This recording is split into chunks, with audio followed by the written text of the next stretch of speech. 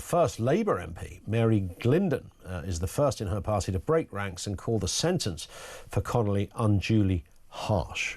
In just a bit, we'll speak with Matt Stadlen, the broadcaster, along with Harry Miller, former cop and founder of Fair Cop. But first, Emma Duncan, who wrote that piece in the Times this morning. Emma, good afternoon to you.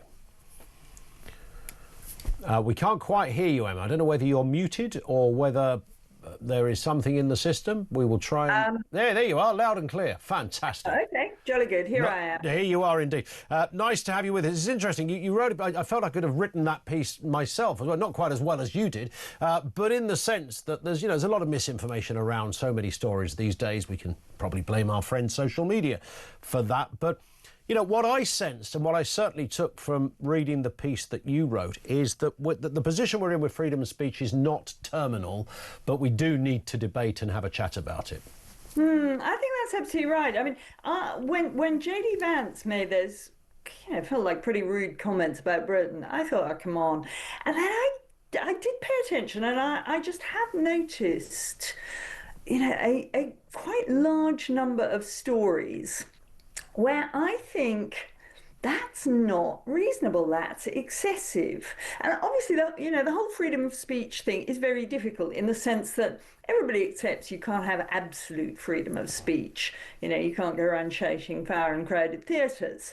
So there has to be some restraint on it, but that restraint must feel reasonable to reasonable people. And I think we're getting a bit out of kilter on this one. And I don't want to shout. Boris Johnson was saying we live in a police state. I don't think we're in an extreme position, but I think we're in a position where we need to be careful about the direction of travel. And that's it, isn't it? It is the direction of travel. And you talk about the fact that, it is the state, for want of a better term, the criminal justice system. It is their job, of course, to keep order.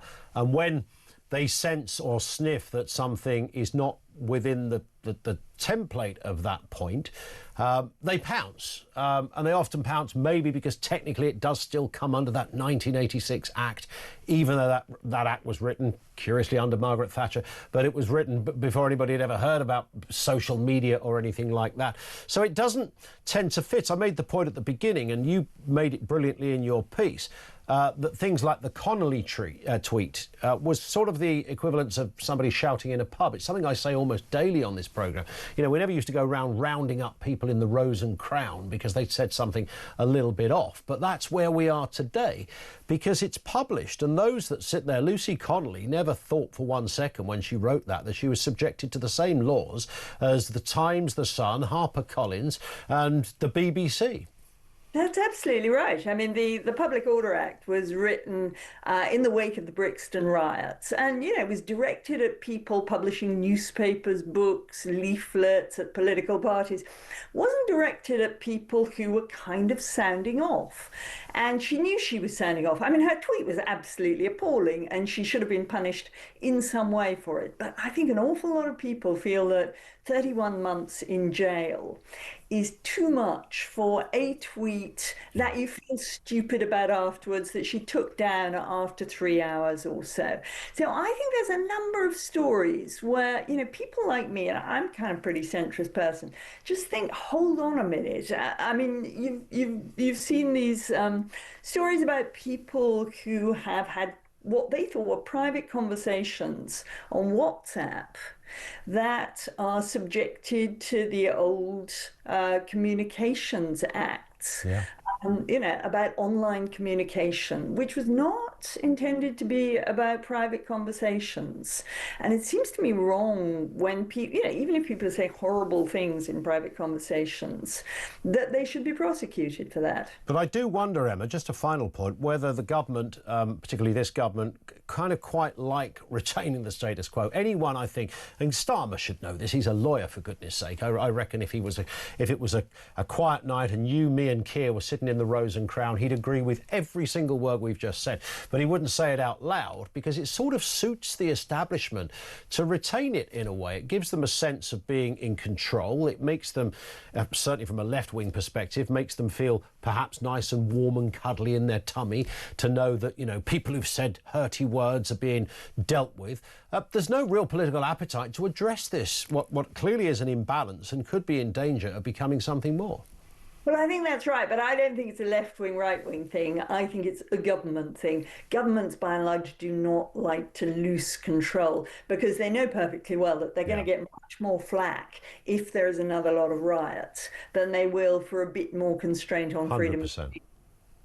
100%. Listen, Emma, on that point, it's been great to have you on. We will speak again. I hope Emma Duncan, who wrote that piece in the Times this morning. Let's get a word from Harry Miller, former cop and founder of Fair Cop. Also, Matt Stadlen, the broadcaster, both joining us. Afternoon to you both. I mean, there's a lot to say on this, guys. Let me just give you a flavour of what people are saying here. Nigel Brown says Sorry, this is from Linda. Another aspect of the loss of freedom of speech is funding. I run an art group in a small village in the Dales.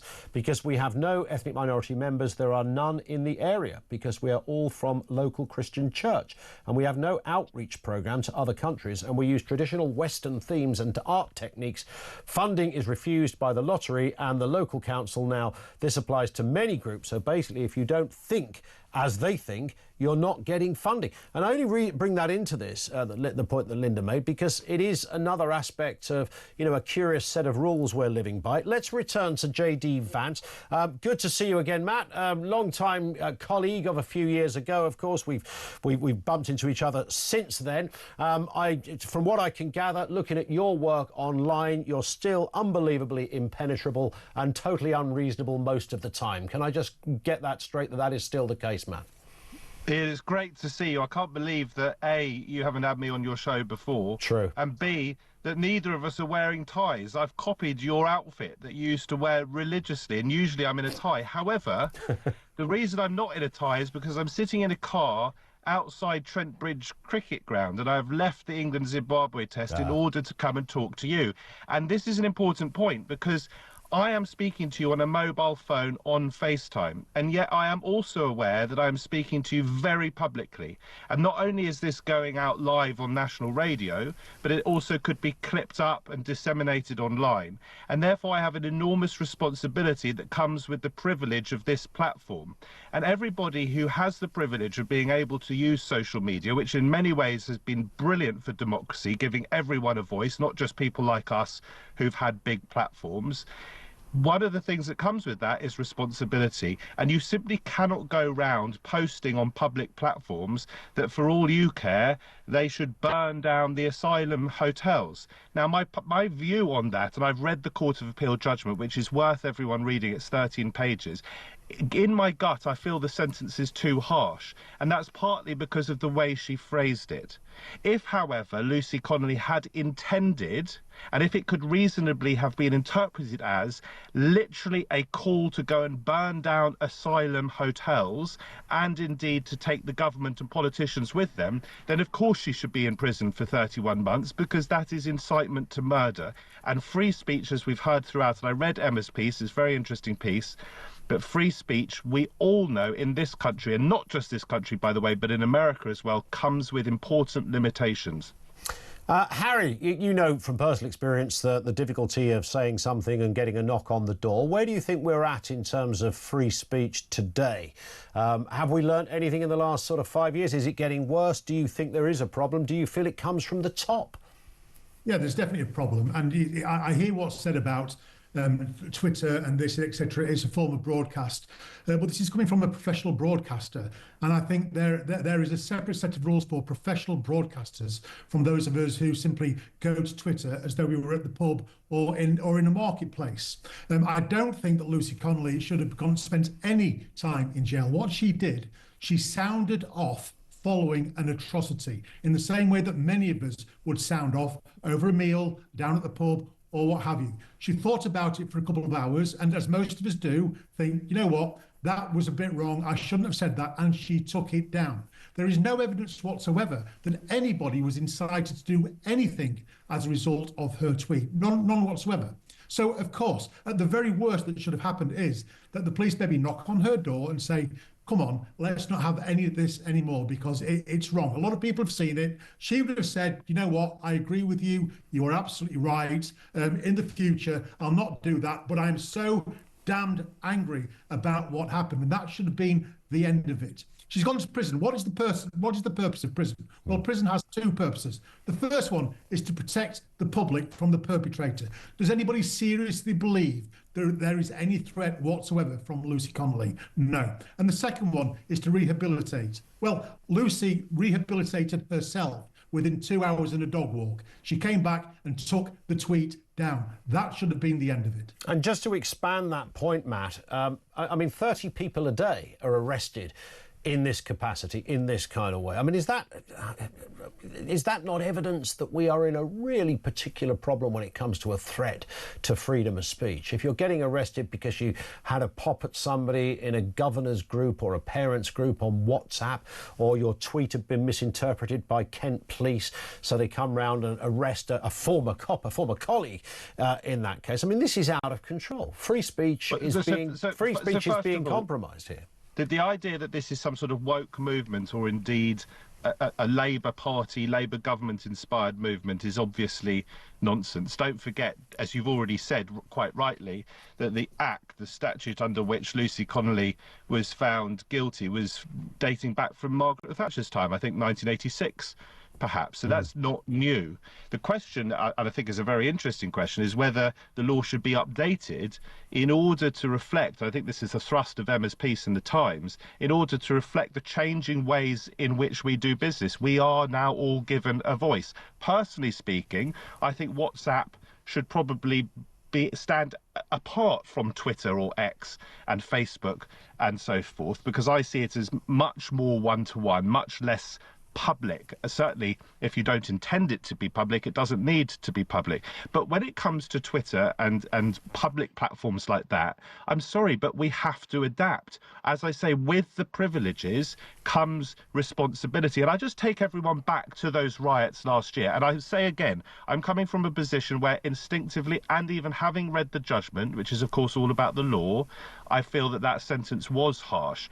But if you go back to that time, and it's true the violence hadn't yet started when Lucy Connolly tweeted that, an asylum hotel had not yet been set on fire as it would be. But if you go back to that time, ethnic minority families, millions of families up and down the country, were living for about a week or more in terror. Children were scared to go outside. I was stuck in Scotland interviewing Liz Truss and other politicians. My family was down in London. I was deeply concerned for their safety. When you have a public crisis, a national crisis, such as riots, the government has to take a firm line. And in this case, it wasn't even the government, it was the courts, it was the judicial system that swung into action, as well as the Crown Prosecution Service, because we cannot live in a country where asylum hotels are set on fire and people, because of the colour of their skin or their culture or whatever it is, are attacked in the street. And part of sentencing, Ian, is deterrent. And you have to deter those sorts of ugly scenes which shamed our country from ever happening again. Harry, is that a reasonable way to define how you see that era unfolded? I think we're missing the point entirely. Nature abhors a vacuum, as we know. And the government, trying to enjoy its honeymoon period of being recently elected, was just utterly appalled that this had gone on. And they kept silent. And when people keep silent, then people start to talk, people start to speculate. And this is not just simply frivolous speculation. This is speculation based on past experience, past history, past knowledge. And when Keir Starmer came out and started blaming everything on the far right and started denying what all of us knew, that this was going to have something to do with immigration and something to do with Islam. And he told all those people who called it right that they were far right terrorists and were in danger of committing a crime by simply speculating. He abdicated responsibility. He allowed a social void to occur in which people rushed to... Let me just interject, because I just want to widen it out a little bit. Final point then, Matt. Is free speech under threat in this country?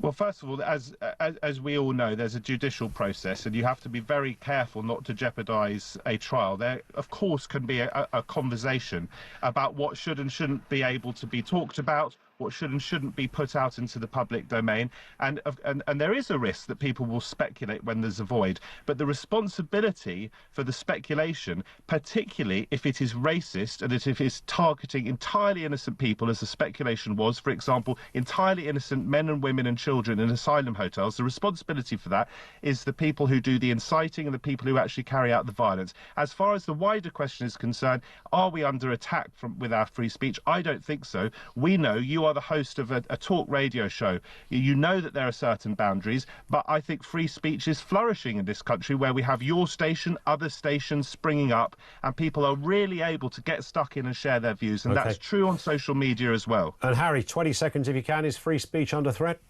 Yeah, absolutely. I've been interviewed by the police 3 times now. Once for saying that once for saying that men can't become women. Once for saying that LGBT is not LGBTQ, etc. And once for defending a war veteran who posted a flag. So free speech is most definitely under threat. We live in a police state. It's as simple as that. Harry, thank you. Matt, good to see you again. Thank you. Matt shaking his head there at that last comment. Matt Stadlen, broadcaster. Harry Miller, former cop and founder of Fair Cop